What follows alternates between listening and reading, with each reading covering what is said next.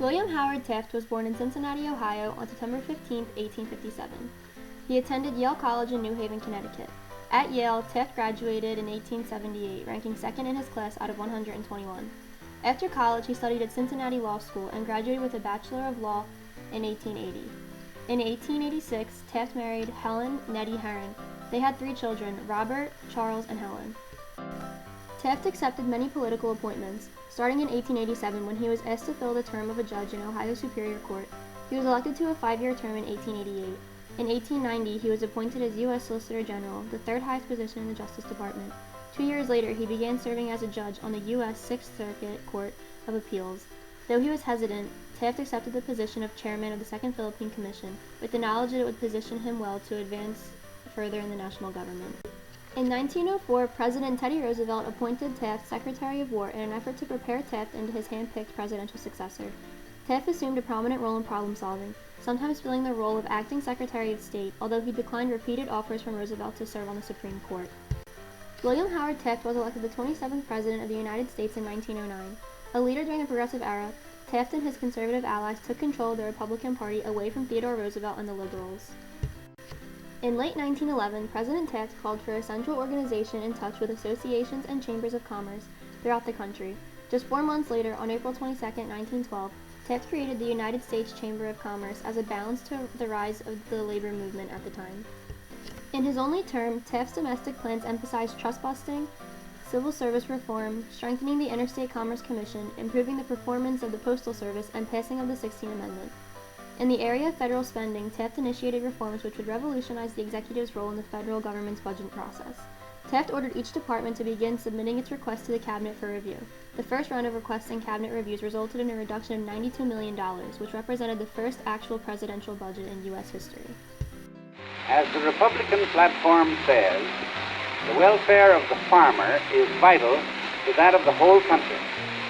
The prosperity of the country rests peculiarly upon the prosperity of agriculture. Just now, one of the strongest hopes of returning good times is based on the business which the farmers' crops are to afford.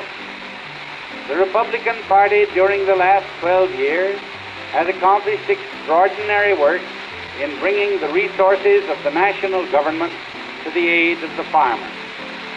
He is vitally interested in the restraining of excessive and unduly discriminating railroad rates, in the enforcement of the Pure Food Law, in the promotion of scientific agriculture, and in increasing the comforts of country life, as by the extension of free rural delivery and the building of good roads.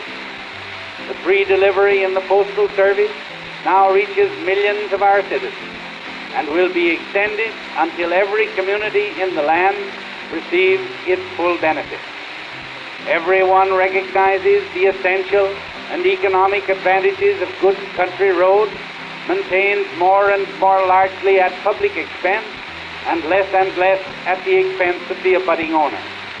The policies of the present administration have most industriously promoted all these objects and cannot fail to commend themselves to the farmer's approval.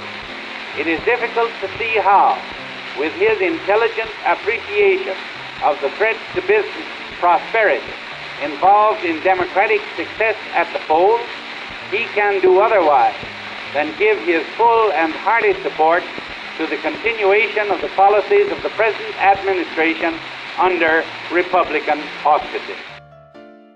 In 1921, 9 years after leaving office, Taft achieved his lifelong goal when President Warren G. Harding appointed him Chief Justice of the U.S. Supreme Court.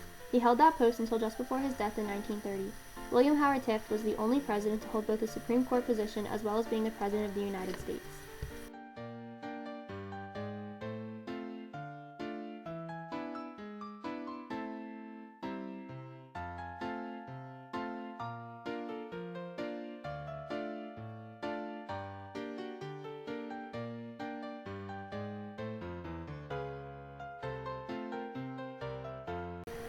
William Taft was a president for the people.